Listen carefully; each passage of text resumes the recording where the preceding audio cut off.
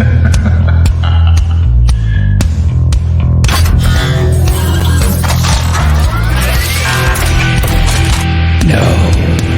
they can't get far. Escaping the realm of darkness, the paranormal guys are on a quest to find the answers to the hard questions of where the normal meets the paranormal, and the weird, and where the natural meets the unnatural. So grab your holy water, call your mama, and get ready for the Paranormal Guys podcast. Well, hello, everyone. This is Neal Gibbons with the Paranormal Guys podcast, and this is my co-host, Steven Lineweber. Steve, say hello to everyone. Hello, everybody. Hello, everybody. Welcome to the show. Welcome to the show, ladies and gentlemen. This is recorded on November 20th, 2022. This week for us, Thanksgiving is going to be happening this Thursday, Steve. That's right. I'm ready to get all on that tryptophan trip and sleep for a day after. Yeah. Now, that's very real, right? Yeah. Yeah. There's a drug in turkeys that make you tired. Man, I've been tired for years because maybe that's why I'm always tired, man. You eat turkey sandwiches every day? Yeah, I eat a lot of turkey sandwiches, actually. Maybe you should switch. My diet basically consists of like tunas and poultries and stuff like that, eggs. Mm-hmm. So maybe that's why I'm tired, because I eat a lot of turkey. I do. Do you eat any red meat? Yeah, I do. Like I'll go out steak, and, if it calls for it, to go out and have a nice steak dinner. Mm-hmm. I'll go to a very nice steak place, get the surf and turf. You like surf and turf? I like surf and turf, but you know what you need? You need some microgreens. Oh, yeah. You just happen to sell those things. I just happen to sell some microgreens. Yeah. I have. Tell us a little short thing about microgreens real quick. So when COVID hit, right, you and I were out filming and doing our podcast, Graveside, Spirits by the Graveside, right? Right. But I was also started exploring microgreens and growing them in my basement. And so we converted a quarter of our basement into a vertical farm. Yeah, for people who don't know, Steve really, really went all out on this. He has me come down to his basement, and he built like this this almost like small little farm in his basement. It's like a science lab. What he did. Yeah, and then I started eating them, and I felt really good, and they taste good, right? Like I have one of them is wasabi mustard, right? You've eaten that. Yeah, it gives you a little head rush. Yeah, like wasabi. We grow all kinds, and so basically, I started selling them at farmers markets and stuff this year, and it's kind of fun. Anyway, microgreens are good for you. They go well for you. Yeah, it went well. We're going to pick up next year and do the same thing. I got you got to come over to my house in a couple of weeks, Neal. I'm expanding the operation in the basement. We're getting a new big tent, and it's going to be cool. It's like a little laboratory. Yeah. For people who haven't seen it, his basement is like a laboratory of growing these microgreens. It's actually pretty extraordinary. When I saw everything, I was like this. It kind of reminded me of like Willy Wonka's chocolate factory, but with vegetables. Right. So it comes up with all these different designs or ideas of, like he said, the what was the name of the one that you just said? Wasabi mustard. Wasabi one. Yeah. We got radish. We grow radish, beets. We the cantaloupe was a favorite this summer, and we're making cantaloupe mojitos. Yeah, I had one of those. It did taste like cantaloupe. It's like snozberries taste like snozberries. They're like Willy Wonka's chocolate factory. Snozberries taste like snozberries. So I'll bring you some. For Thanksgiving. How's that sound? Yeah, no, I appreciate it. Yeah, we're going to be seeing each other actually this upcoming week, anyways. Right. You and your wife are coming over for dinner. So, then anything else going on with you? No, I mean, it's getting cold here, and we started getting some flurries here in Chicago. But I guess the East Coast, Buffalo, New York, just got slammed with like a few feet, right, of snow. Yeah, I heard that was coming to them. But it got really cold out here. Like yesterday, I went out and I started trying to put up some of the decorations outside, like the lights and stuff like that. Mm-hmm. And, so I started putting all that up there. I got to finish it up a little bit later on today, though, when I get some chance. I also have to decorate the rest of the house. So I like doing it. I like Christmas. I'm a Christmas So do kind you of guy. go more out on Christmas with decorations than you do on Halloween, or do you do more on Halloween? I would say more on Christmas. Yes. I still, in my heart of hearts, Christmas is a major thing for me. I always loved Christmas as a child, and Halloween, I hate saying it's my second best. I don't get me wrong. I'll put up a lot of stuff outside, but I'm not like somebody who makes one of those haunted houses. I mean, because we live the haunted house life where we take everybody out on these tours. So that's I live like every day is a haunted house for us. Every day is like a haunted house. Whereas this is a nice little break. Whereas I decorate with all the Santa Claus things and put everything up, which is really, really nice. I enjoy doing it. I like Christmas. But I think people get mad if you jump into Christmas, like the Halloween people or the paranormal people get mad when you jump right from Halloween into Christmas. And I agree with them. I totally agree with it. I mean, you're not even enjoying Thanksgiving. Right. Give it a second. Like, I don't put up anything. Like, nothing's going on yet. I'm not going to turn anything on until after Thursday. But I have to get out there and at least just start setting things up, So how long are you going to keep your decorations up till? Oh, I always keep them up until the weekend after New Year's Eve. All right, good. I always keep it up to the weekend after, unless it's really cold out. Then staying up there till spring. Right. I'm not going out there. If it's below zero, and it can happen. No, it ain't that serious, man. No. I got all sidetracked with the Christmas and the Halloween. We are going to be talking with Mr. Jack Chavez and his girlfriend Franchesca Kelly, and we're going to be talking about nightmarish creatures. The first one will be about the Flatwoods monster that happened in 1952. And then we're going to be talking about something that's really, really been interesting me lately, the black-eyed children. Now, these kids that get punched in the eye? No children were punched in this episode whatsoever. Oh, okay. No children were punched in this episode. DCFS was not called. Right. But yeah, black-eyed children. It's not that they have a black eye, right? But their eyes are black, and they have no white of their pupils eye. They're black. You don't see any whites of their eyes. But we'll get into that, of course, once we get Jack on board here. But let's get into the news, Stephen. Roll it. Here we go.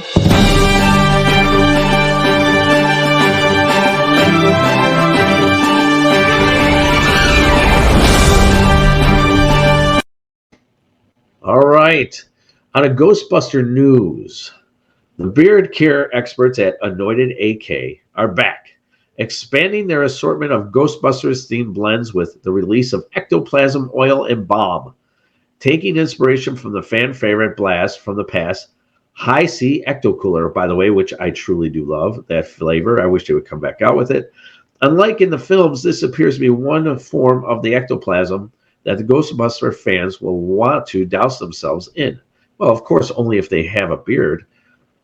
With the scent said to feature citrusy goodness with notes of sweet orange, lime, fresh squeezed lemonade, and all-important tangerine. Now, you can see that. You can see where it says ectoplasm. And you got the beard balm right there. I have to be honest with you. I don't think I'd want to have the smell of Ecto Cooler on my beard. And as people can see, I have a very large beard. I think it would be too sweet of a smell. I think it would be. I mean, that's just me. I think it's an interesting idea. What do you think? I'll try it. You'll try anything once. That's what I heard. Yeah, maybe it'll. Maybe I'll get a bigger beard like you. Maybe maybe it takes. Well, can you imagine if all of a sudden they didn't know, but all of a sudden just the beard falls off? What do you mean? Oh, you wear it and then the beard falls off and flies away. Falls off or something? Oh, yeah. That'd be horrible. Man, I'd be winning some money. I have to call my lawyer on that one. If it grows here, you could put it on top of your head. I could try. We would look like twins if you do that. We would look like twins? Yeah. If I grew a bigger beard and you grew some hair on your head, they wouldn't tell us apart. Yeah, I think we could. I'm just going to say no to that. But none of the Ghostbusters have beards. No, none of them have beards. I mean, where do you even come up with ideas like this? This is what I'm talking about. Is that people come up with some of these crazy ideas, and it's just weird. It's just odd, but at the same time, cool. I dig it. But what kind of news you got today, Steve? Well, I got a weird story. Sure it is. So a flock of sheep started walking in a circle in China. It's a very bizarre story in China. These sheep walked around in a circle for 12 days straight. And this occurred in a farm located in a community called Baotao in the country's Inner Mongolian region. These animals just started doing this. It started with a couple sheep starting to walk around in a circle until they all followed a suit. And these were hundreds of sheep walking in a circle. Some people claimed that the reason that the sheep were walking in circles were aliens taking control of their minds. Another interesting part of the story is that the farm has 24 sheep pens. Guess which sheep pen this started in, Neal? Which one? Number 13. Oh, my. And they all started walking around. Well, it turns out that the alien theory may not be the reason why these sheep started to walk in circle. There is a disease called listeriosis. It's a sickness which an infection caused by spoiled food inflames one side of the animal's brain and leads these creatures to exhibit strange behavior, such as walking in circles. Now, I don't think it's been confirmed that it was listeriosis, but a lot of veterinarians are saying it's likely the case. Or, of course, I'm not saying it is, but it could be aliens. I'm going to go with the disease. Just me throwing that out there. But what happens if they're on strike? They don't want to get, they're sheep, right? There was no black sheep. So they get sheared. You notice there's no. Oh, there is a black sheep. There are a couple black sheep. Yeah. So it wasn't like the black sheep in the family starting it. Maybe I don't know. Well, they maybe they're on strike because they're getting sheared, and they're like, no, man, you got to start giving us a little something for this. You're making money off my back end. Yeah, exactly. Literally. They're circling the drain. I don't know. Like this is. Have you ever seen? I've never heard a story like this of any animals walking around in circles aimlessly. I've heard of crop circles, but not. I don't know. But I mean, livestock. The scientific thing makes more sense. I mean, where do you even get the whole alien thing from? I mean, who even comes up with that? I don't know. It's China. I like to hear a lot of stories. I bet China has a lot of UFO stories, given the amount of land mass there is. I like to hear some stories and some paranormal stuff out of China. I bet they have some really. The Grudge. No, that wasn't China, but Oh no, Hong Kong, right? Hong Kong, yeah. Yeah, that's. I guess it is right now. Yeah, I mean now that's real. Yeah, that's I believe real, man. Hey, speaking of scary movies, don't you have news about a scary movie? Scary movie. A piece of property for sale. Oh, yes, you do. All right, the historic Toms River Amityville Horror House is for sale. Go inside Amityville for sale. There's nothing scary about this charming home, though. I may be living under a rock, but I had no clue that the home used to be the original Amityville horror film from 1977 is here in Toms River until yesterday. Now, just so that people know, this is the home that was filmed in. It is not the original Amityville house. And Steve made sure that he pointed this out to me before I said this, because I was misreading it originally. I was doing some research about scary horror movies with New Jersey ties when I came across the gem of a home. A side view of the home is featured on the movie poster.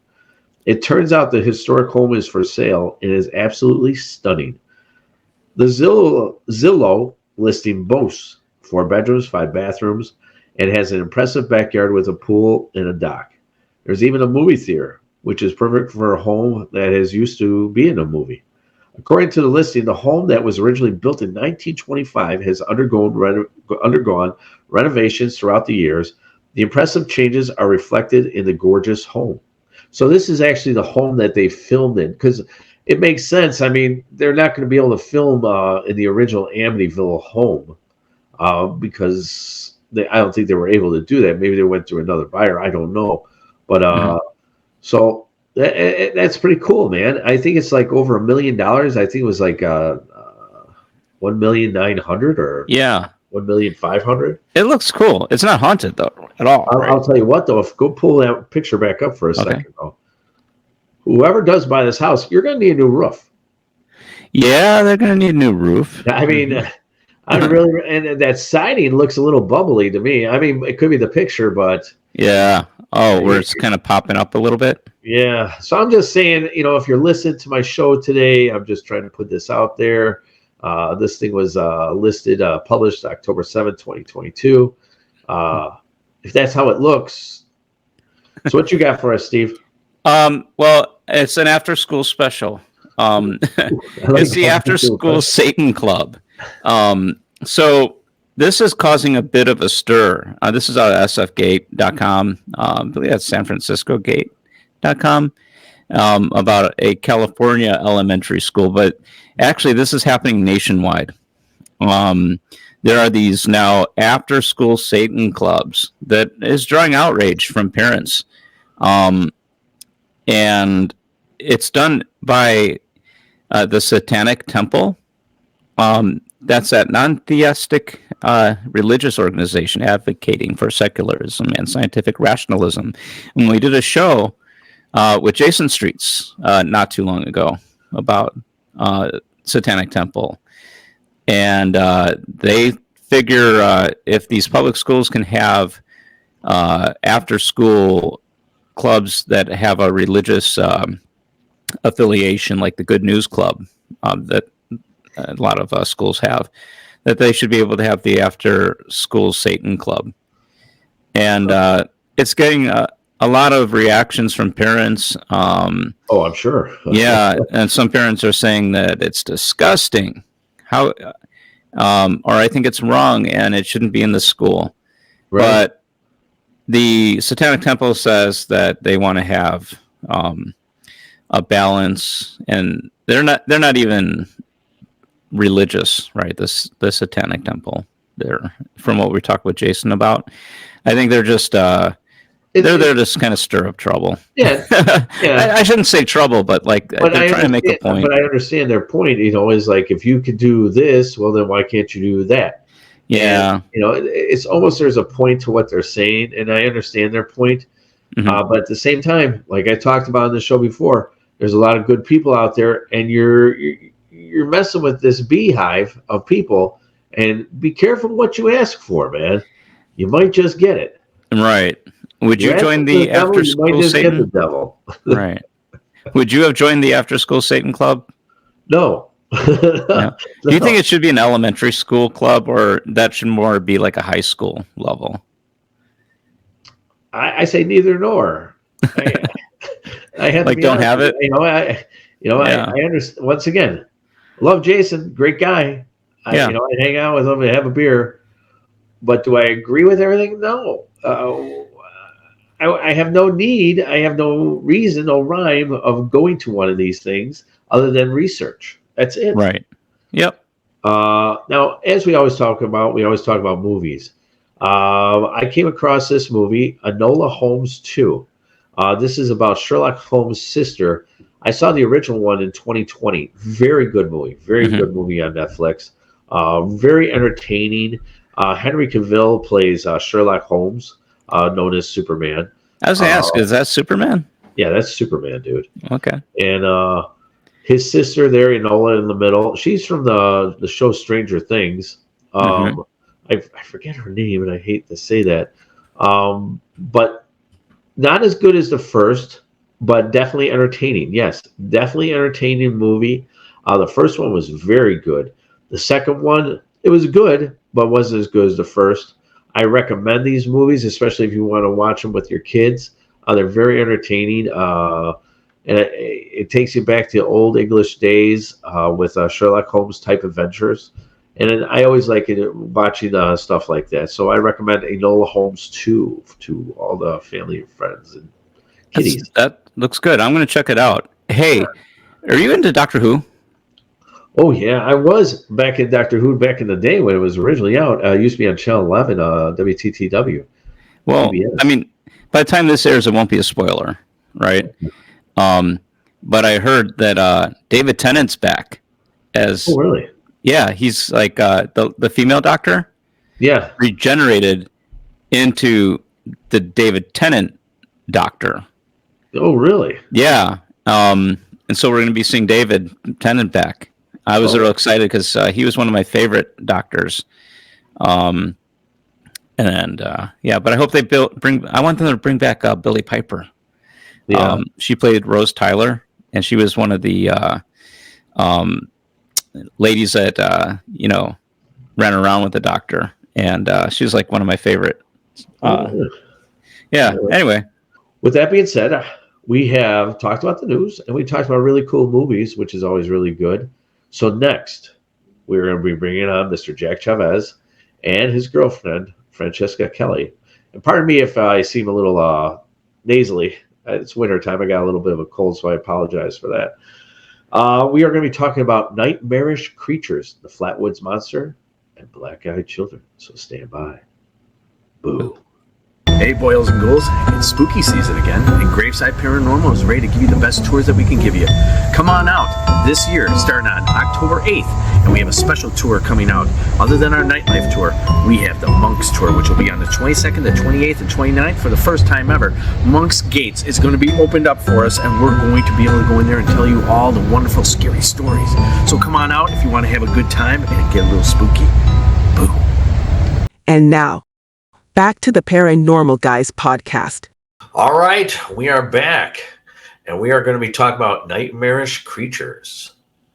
And for this one, I brought in our expert, our man of the town, Mr. Jack Chavez, with his girlfriend, Franchesca Kelly. We are going to be talking about the Flatwood Monster, and we're also going to be talking about black-eyed children. I welcome in now Franchesca and Jack. Come on in, guys. Hey. Hey, everyone. hey, Hey, everybody. welcome to the show, guys. Welcome to the We're glad show. to have you on. Welcome. Appreciate it. Yeah, Thank we you. appreciate you coming on. We truly do. So what we're going to talk about is your part here, Jack, is going to be about what you're very good at. You're just the best guy to talk to about these things is the cryptids. And then I'm going to swing it over to Franchesca, and we're going to talk about black-eyed children. Does that sound good? Yep. All right. All right. So, Jack, the Flatwoods Monster in West Virginia folklore is an entity reported to have been sighted in the town of Flatwoods in Braxton County, West Virginia, United States on September 12, 1952. After a bright object crossed the night sky, Flatwoods Monster terrified 6 kids, a mom and a dog, and a nation. One of the boys actually peed his pants. Nice. Said John Gibson, no relation to me, a high school freshman at the time who knew them all. What can you tell us about? Take us into 1952 and what happened with this Flatwoods Monster, please. Well, what's really interesting about the Flatwoods Monster is this would have taken place about a little over 10 years before West Virginia's other famous monster, which is, of course, Mothman. Right. Now, it wasn't in the same county, but, it's still West Virginia. What a lot of people don't realize is that West Virginia is pretty much home to all sorts of other creatures. A lot of creatures that never really became famous. The Flatwoods Monster and Mothman, especially Mothman, is the ones that really, made it out into the media. But something about West Virginia, something about the mountainous area, draws in a lot of strange beings. Sasquatch. There's been a bunch of Sasquatch sightings around there. Even people communicating with Sasquatch, Sasquatch kidnapping stories, and then UFOs. I mean, you could write a couple books on UFOs in West Virginia. Mm-hmm. So there's something about that area that brings about this paranormal activity. But yeah, the Flatwoods Monster it's really unique because besides the 1952 sighting of the Flatwoods Monster, it's not really cited beyond that. So it really just makes it pretty unique. Okay. Mhm. Now you talked about in 1952 this happened, but it happened about 10 years before the Mothman thing happened, correct? The sightings of Correct. Mothman. So Yeah. 1952, this streak of light goes across the sky, causing trees to burn. And there was a sighting of children as well as adults and a dog of seeing this. Could there be a thing where maybe this could be our Mothman, which was actually maybe classified as this Flatwoods monster, possibly? See, I don't think so because the description is very different from each Right. other. With the Flatwoods monster, people saw its arms distinctly.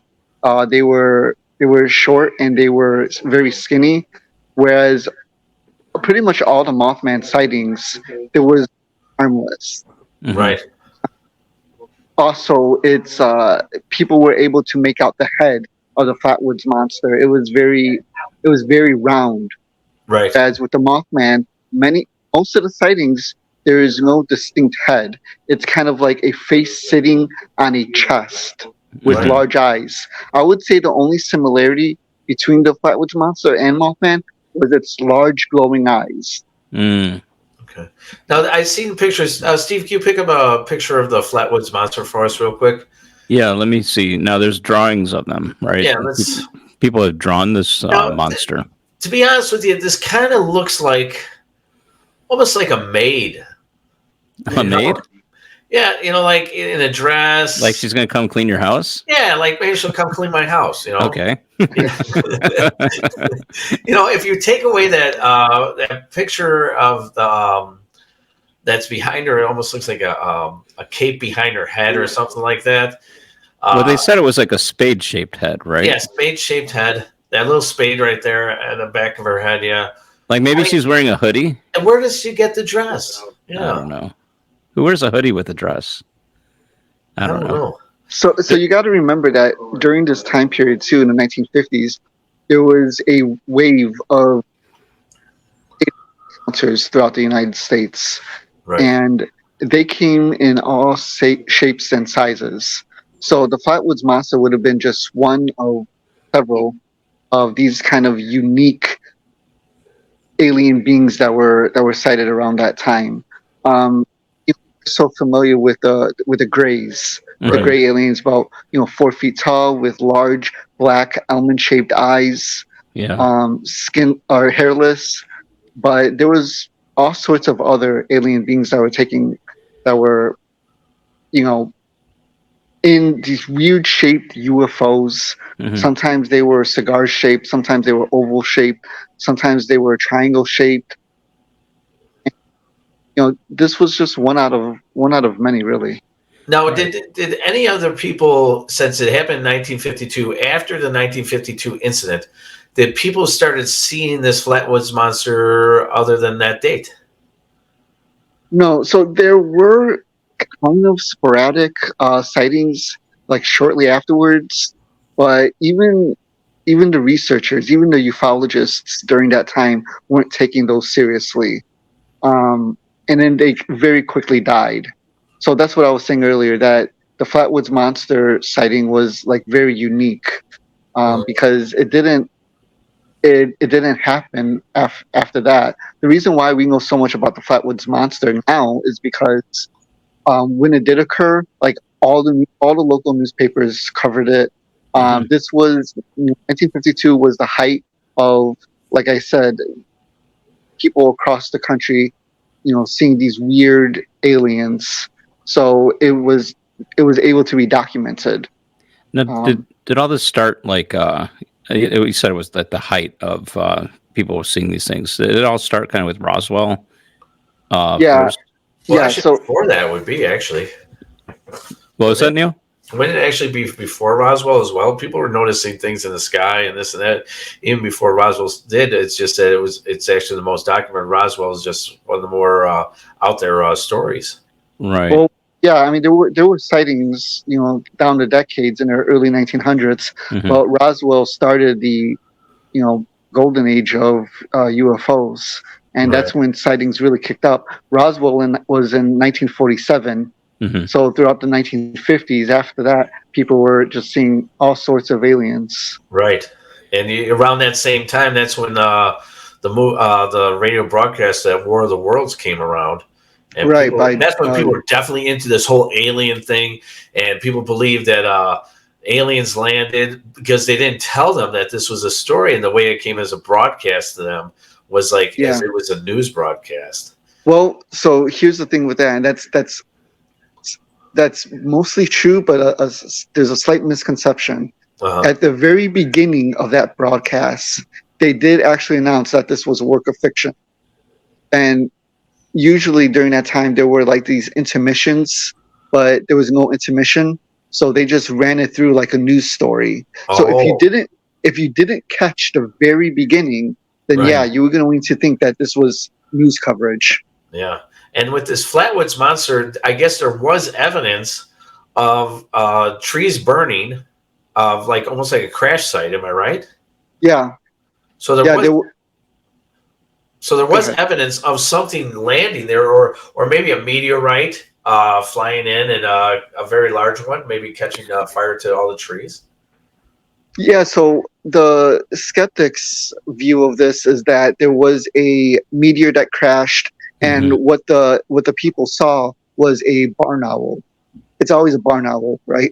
Even with the Mothman, it's always, you saw a barn owl. It's always an air balloon or weather balloon. Yeah. Right. Yeah. Yeah. So, but yeah, I mean, something did crash. That we know that for sure. And there was like a foul odor associated with the object. Is that true? Yeah, that there was like I think one witness described it as like burning metallic. Oh. Yeah. Really? Now, was there anybody ever injured during these sightings, or did anything physical happen to anyone? No, for the Flatwoods monster, there was no injuries reported. It was mainly just fighting it. Okay, so this thing wasn't aggressive, right? No, it wasn't aggressive. But in one account that I was listening to, and I just started kind of familiarizing myself with the subject, that the kids saw something, and this creature hissed at them or something, or made an advancement towards them, but never physically injured them. Yeah, they got scared, right? As Neal said, one pissed their pants or something. Is that? Yeah, one peed his pants. I would. I mean, I'm also an older guy, so Yeah, so you gotta get the pens ready for you. Right. Yeah. I'm not that old yet. I do it even when I'm not scared. Yeah, I've heard that about you. So, all right. So let's get back to the hissing. So, other than the hissing, not the pissing. Okay. Very good, Stephen. Thank you very much. So, other than the hissing, there was no kind of communication whatsoever, psychic or just verbal communication. No, and regarding to the hissing, what I'm thinking that if this was an actual sighting that did take place, maybe the kids misinterpreted the hissing as as something mechanical. At this time, 1952, there wouldn't have been high technology like we have, right? So, and this being would have came out of some space age machine. So maybe the hissing was some hatchet opening or something of that nature. Or could this supposed creature may have been mechanical? Right. Exactly. What do you think? Robot or maybe a creature, if it is real? If it is real, maybe I'm gonna put that picture up. I'm gonna put a different picture. Could be a robot, right? You never know. The hands are really weird, almost like if they were, maybe metallic hands, put together as like robot hands. But there's no feet, so somehow or another it's floating. Right. Yeah. Also remember that a lot of these alien encounters in the 50s did specifically describe these machines or these robots coming out of UFOs. So it very well could be a synthetic creature. Yeah. And maybe that's what the Flatwoods monster is. Maybe it's more cyborg. Maybe it's synthetic skin. Yeah, because out of some of the things of alien sightings of where they say that they see robots or something like that, they're much larger, taller beings that are with the Greys or the other aliens. Am I correct? Right. Yeah. So Yeah. if this is an alien race, this is their synthetic robot, Right. Yeah. Oh. Or maybe that is the race itself. The race is these synthetic machines. I mean, there are UFO abductees that actually say that the Greys are not biological creatures, but they are synthetic. So maybe that's the same thing with the Flatwoods monster. Now, did any of these eyewitnesses from those children when they were younger in 1952, did any of them ever come forward and say it's all a lie? So there are stories that some of them did grow up and say, "Oh, I just made it up," but then recanted, and then the adult witnesses saying, "Yeah, I just made it all up." But you don't really, for these kind of things, it's kind of hard to say, because what was happening during this time is that a lot of these newspaper reporters and a lot of these journalists, they were actually forced later on to say that the witnesses made it up when the witnesses never said that. Really? So that's one of the hard things in ufology, when you're kind of studying these reports from the 50s or even the 60s, is that later on reporters had to say, because their editors were like, you know what, we're getting a lot of pressure from this. This makes us look bad. So you need to write up something else and say this didn't take place. Well, this thing became so popular that it actually made it into Project Blue Book. Am I correct? Yeah, Project Blue Book it was first run by J. Allen Hynek, who was an astronomer for NASA. And then he was, the government approached him and asked him to, be the leader for this UFO study program that they were running called. And so, yeah, this one made it. But even within, that realm of Project Blue Book, a lot of the researchers didn't take it seriously. They documented it, but they didn't take it seriously. J. Allen Hynek, I don't believe he did. Now, do you think there's similarities between the Flatwoods monster supposed crash as well as the Roswell crash, 1947? There's some kind of similarities. Yeah. Fell out of the sky. I mean, in terms of... Yeah, I mean, just in terms of like something falling out of the sky and there's witnesses, but like if there's any connection between them, I mean, I would say really the only connection is that this, during this era, a lot of that was taking place. A lot of either crashed UFOs or not necessarily even crashed, just landing and the UFO occupants, making contact with people. Mm-hmm. Okay. So there's never been any other sightings, like you said, of this Flatwoods monster after 1952, then? No. So, all right. Do you believe anything of this story, or do you think it's a fable?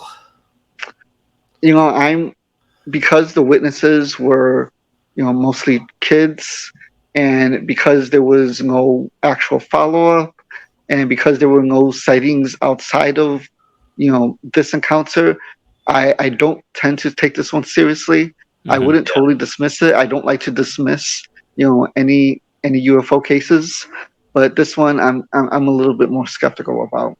Okay.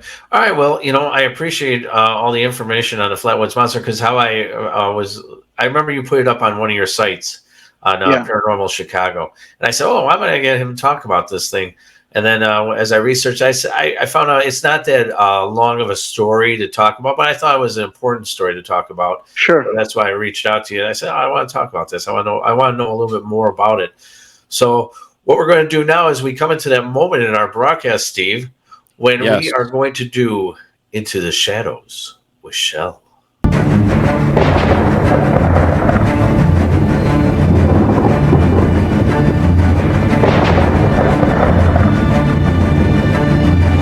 Attention, all lost souls. It's time to get into the shadows with Shell.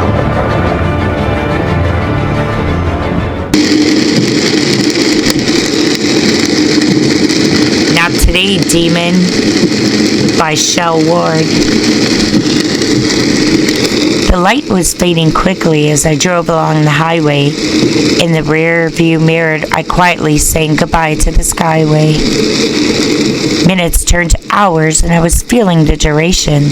Just 10 miles ahead until the next stop and filling station. Although coffee was empty, my spirits were still high. And my peripheral is where I saw them, from my right eye. It was just a reflection from the headlights, I say to myself.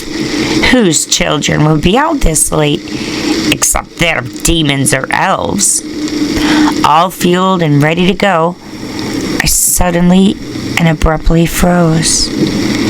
There they were again, standing in a dead pose. The tallest spoke first, the others just stared, dressed in odd outfits that seemed quite rare. "Give us a ride," he demanded. "We need to get home." I mustered the courage to tell him to use the store's phone. It was then that I saw the darkness of their souls appear. Their eyes were as black as utter darkness when I drew near. I normally choose fight when I'm faced with the unknown.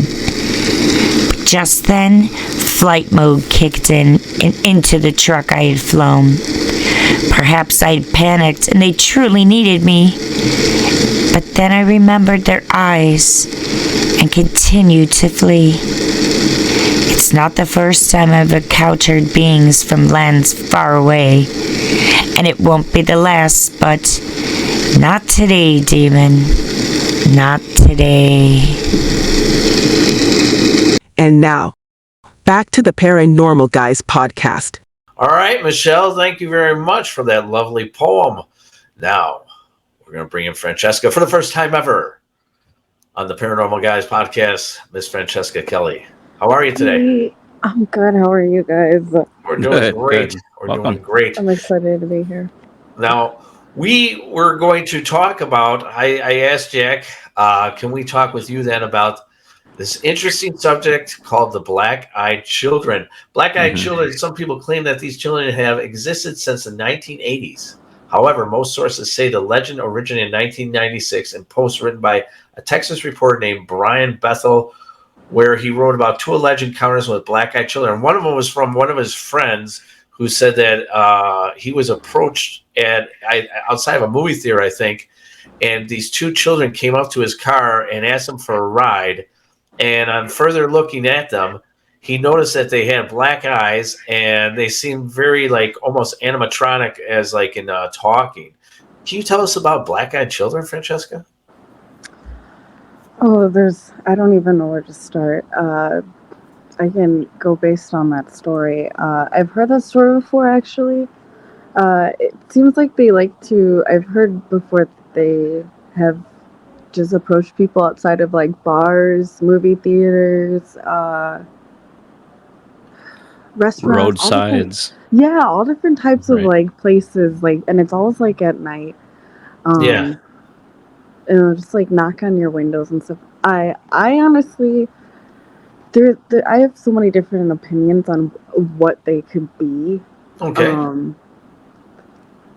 I've also heard stories where they've gotten picked up by men in black suits. Oh. Really? There was one story where the people actually did let the kids into their house.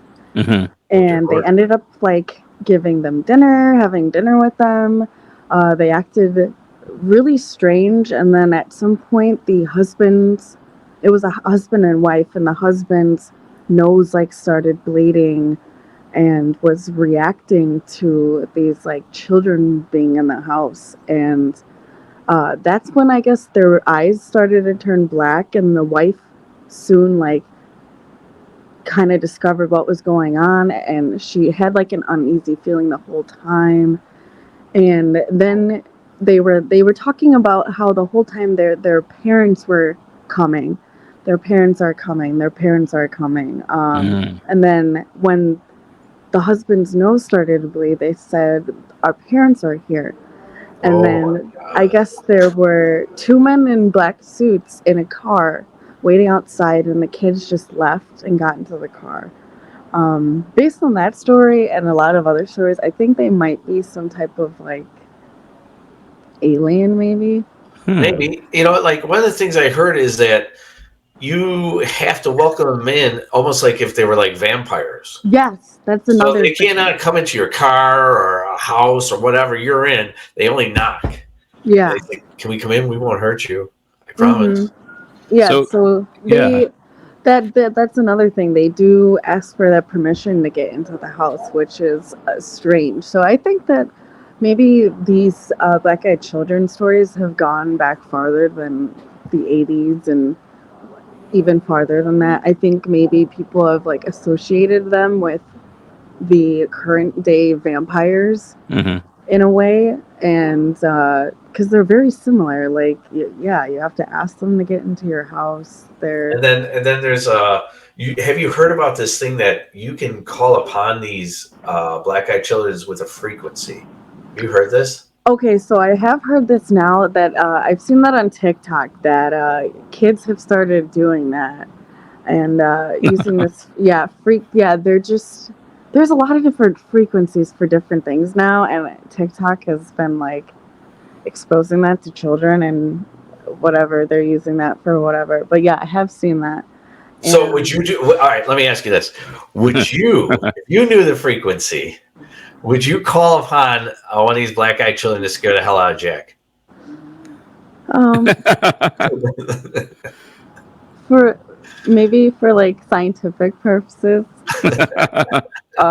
It would be in like a group of people. No, so would you tell them first or just do it? I would just have to do it because do you think anybody would actually agree to that if they knew? So okay. Yeah, I hear you. Now, I would actually, so when we were doing our tours this year, right? And so we show this one video, and we're going to show it to you in a minute. We brought it out there, and both my kids were on our tours. Now, my kids are older. One's 26, one's 21 years old. And when we came home after the tour, they're asking me questions, like, "Is that real, Dad?" I'm like this. I go, "I don't know. To be honest with you, I don't know. Yeah. I've just started learning about black-eyed children." And didn't you play the frequency for your daughter? What I did was I went on YouTube and I just found a frequency. It wasn't the frequency. Sure. And because I don't even know what it is. And I started playing it on my daughter because she was at her house. And she goes, "That's so wrong." And she hung up. They both didn't go to bed till about 5 or 6 o'clock that day in the morning because they were worried about these damn black-eyed children. Yeah, it's a quite like chilling story because it's not too like, it's kind of realistic almost. It's like that's why I can't. Yeah, it's a possibility. I can't say that it's not. Like, it sounds very it sounds like a folk story, like an old, like, weird vampire story, but it also sounds like real, like having, crazy people outside your house trying to get in. Yeah. So, I think it's a mixture of maybe different stories all together, or maybe it is just this really fascinating creature that we just... Well, I think there was a TV show or a movie that came out some years ago. I think it was a Rod Serling movie or something, or TV show where they show like they're almost like albino children with dark eyes. Jack, do you remember that show at all? It wasn't the Twilight Zone, was it? Well, yeah, I think it was Twilight Zone. Yeah. Yeah. Yeah, you remember that? I wonder if they got that. They came up with the legendary story from that Twilight Zone episode. No matter what, it's an interesting story. I mean, it's cool. Well, yeah, there's... Oh, I'm sorry. Oh, no, go ahead, Franchesca, sorry. There's actually a few black-eyed children movies. I saw one on Hulu. It's part of, like, this anthology series of horror movies, but one of them is, like, about a family that's in the middle of, like, the desert, and they're, like, taking their trailer through, like, the country. And end up in a desert because their trailer goes out, kind of like The Hills Have Eyes. And dear Lord, that movie. they have like black-eyed children like outside their door, and it's even creepier because it's like in the middle of the desert, and it's not like a normal neighborhood where it's like there might be children. It's like, why are there kids outside? So yeah, there's a few different movies that like incorporate black-eyed children. So I think it's kind of spreading now, and a lot of people are putting it into things. Are you getting the goosebumps by just talking about this right now? Yeah, a little bit. I do. I can see it. Yeah, I'm like, one of the things we could do is put that frequency outside of like a news channel, like WGN, or and see the black-eyed children come to the news station. Then it would be like they'd have to put it on TV. Yeah, they're like in the windows. Right. So what we're gonna do is we're gonna show you guys a video real quick and tell us what you think. Go ahead, Steve. Roll this video. All right.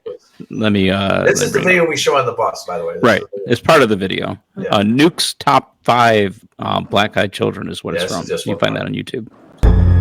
Summoning Black-Eyed Children. The creator of the channel Fantastic Daily says that he is obsessed with finding evidence that proves the existence of so-called black-eyed children. As such, he has studied hours of alleged footage of these beings. He says that he believes that he has found a sound isolated in lower audio frequencies that can actually be used to summon black-eyed children. As an experiment, he set up his laptop camera to record overnight while continuously playing this low-frequency tone, in hopes that he would actually lure a black-eyed child to his door and catch the incident on camera. On the first night, his laptop camera recorded nothing.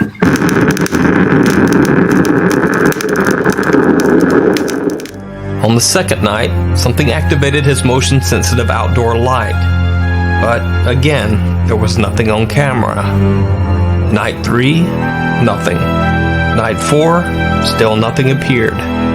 But then, very late on night 5, something shocking happened.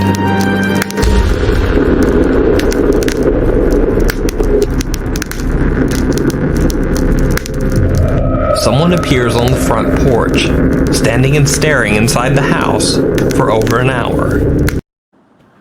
Mm-hmm. Franchesca, I think you just got scared. A little bit, yeah. I'm like, what? What? I mean, if there is a frequency, that would be the experiment to do, She doesn't know what to say. I saw it, like, when I saw it on TikTok, I was just like, well, how did somebody find like a frequency? And like, Exactly. I mean, where do you come up with this idea? Where did you get this from? It's not like you found the black-eyed children beforehand and they said to you, hey, we have a frequency and you can call upon the rest of us, like some magical thing out of some cartoon movie. yeah. But everything's a vibration, right, Jack? Yeah. Like, we've talked, Jack and I have had conversations, like, everything's a frequency, everything's a vibration in this reality, or what do we call it? Like the simulation, right? You might be, I don't know. Like there's frequencies that heal people, and there's actually frequencies that maybe the government's used to, like, as weapons and stuff, and make people vomit. They said there's like a one that make you do number 2, right? That frequency. Yeah, they have that out there. And it's frequencies to cure cancer as well. Yeah. There might be a frequency to summon, demonic little brat kids. Yeah. Black-eyed kids. Now, all right, so we'll throw this question at you. So, Jack, you first. If all of a sudden you're at home, right, and you get a little knock on the door, I had to put that sound effect in there. Yeah. And you look through the thing and you see 2 little children with black eyes on it. Yeah. What would you do, Jack? Well, because there's a lot of stories of black-eyed kids coming inside the homes and then the individual dying later on, which is what actually happened to the husband in that story. Oh, he died? Yeah, he died in a car accident. Oh, not from like a blood, like a tumor or something in his head? No. Right, Franchesca, it was Yeah, it was later on though, I think. Yeah, okay. And there's other stories where people let them in, and then there was misfortune that followed. I have enough bad luck in my life, so I don't need any black-eyed kids coming inside. Well, what if they said we got he cookies? does have bad luck. I'm sorry. Yeah, What pretty if they much. say? What if they say, Jack? They go, we got cookies. Well, then how could I resist? Really? I How would could you let them in. resist? He wouldn't. He doesn't care about sugar. I would let them in. All right, so Like, do you have Franchesca. milk?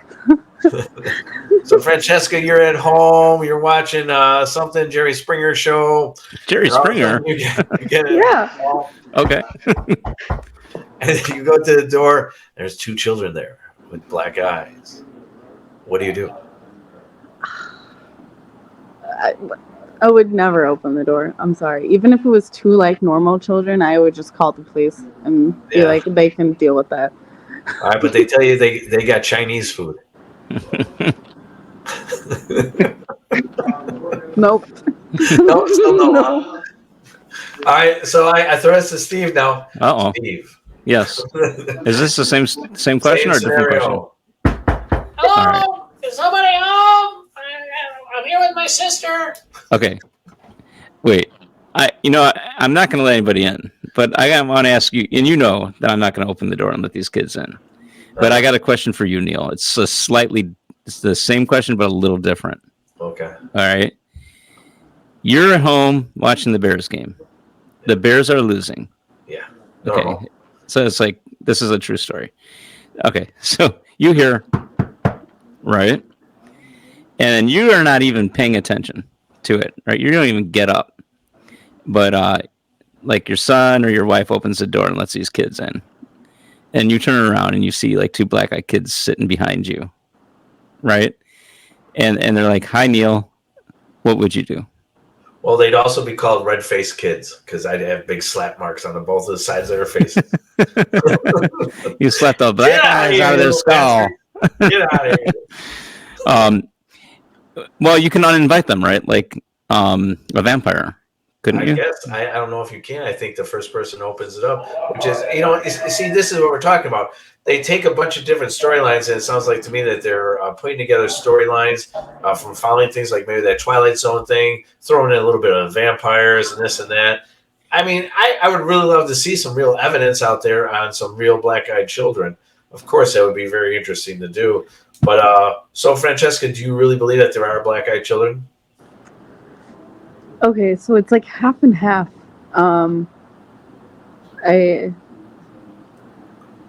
I do believe that there's the capability of like some kind of maybe even a demonic force or something like that, like luring and like creeping outside your house and stuff like that. Yeah, like there's a possibility of something being out there because, like I always tell people, there's always some truth to every story. It started somewhere, some origin, somehow or another started it. But then we also talked about the Twilight Zone and the vampire theory. Yeah, and it all becomes like so I think it starts off as maybe like somebody has something creepy outside their house, and then it turns into some type of elaborate vampire story. Sure. But now, Jack, I'm going to ask you. Oh, I'm sorry, Francesca. No, I was just going to say that, like, yeah, I believe it a little bit, but then I also think it's, like you said, just kind of a bunch of folklore stories all mashed together. Yeah. What do you think, Jack? Are they real or not real? Well, the paranormal researcher John A. Keel had this idea called the cosmic trickster, and in this concept, a lot of the paranormal had similarities with each other. So the black-eyed kids or the BEKs, they're very similar to the vampire folklore. They're very similar to the Men in Black folklore. Pasty skin, the awkward movements, and so I think that there could be some credibility with these sightings. Maybe it's just that this phenomena it evolves with time. It kind of catches up to what people are believing during that time period. So longer are people believing in vampires from the Middle Ages, and maybe that concept changed to Men in Black. People in suits during the 1950s when everybody's wearing suits, and then maybe now it's evolved to like kind of punk kids just kind of walking around. And they've been described as wearing like gothic clothing or like black hoodies and stuff like that. And that is very much today's culture. So maybe it's just evolved. Yeah, I agree with you. So I appreciate you guys coming on today. I really do. These are just two short little stories that I wanted to talk about. I thought they were really, really cool to talk about. So, Jack, once again, I want to say happy birthday to you. For people that don't know, it's Jack's birthday. Francesca and Jack, they were out and enjoying their whole weekend with each other. Yep. So I want to say thank you very much for coming on tonight. We do appreciate it. Jack, do you got anything going on? Anything new? Anything different? What's going on? Yeah, so Franchesca and I are actually hosting Krampus nights. Oh. That is, where's that going to be? That's going to be at the Thornton Distillery, right? No, Thornton Distilling Company. Okay. Yeah, you got to get it right. I got to get that right. Yeah. That's in Thornton, Illinois. It's near about like Homewood, Chicago Heights, Gary, Indiana area. Around Hazel Crest. It's around exactly. So the Hazel Crest area. Yep. We're excited about that. We're going to have about like 30 vendors and readers and all different kinds of stuff. So, have you ever seen over there the old cemeteries when you're going there? Yeah, I live in Homewood. Yeah. So I see that kind of stuff every day. So there's a lot of interesting history in Homewood and Hazel Crest and all those areas, and I think it's just not well known because the towns do not want you to know. Yeah. I know that for a fact. So there's a lot of cool history, and those cemeteries are pretty. Oh yeah, those are some well-aged cemeteries. I mean, you could just go in those cemeteries. Mm-hmm. You just walk in, kind of like in Archer Woods. You could just like walk right in. Yeah, it's beautiful. It's pretty cool. Yeah. All right. Well, thanks again, Franchesca. Other than helping out Jack with the Krampus thing, do you have anything that you'd like to plug? Well, I'll be selling my stuff at Jack's convention. So what do you sell? I sell candles, all different kind of like witchy products, based on like self-love and stuff like that. So cool. Kind of focus right there. All right. Mm-hmm. Well then, good luck with everything. Thank you. Happy holidays to you guys. And once again, Jack, happy birthday. You. Thank you very much for coming on, ladies and gentlemen. Steve, you got anything to say to everybody? Thank you for watching, and have a happy day. Have a happy day. And always, boys and girls, boo. Boo. Stay spooky. Stay spooky. Yeah. All right.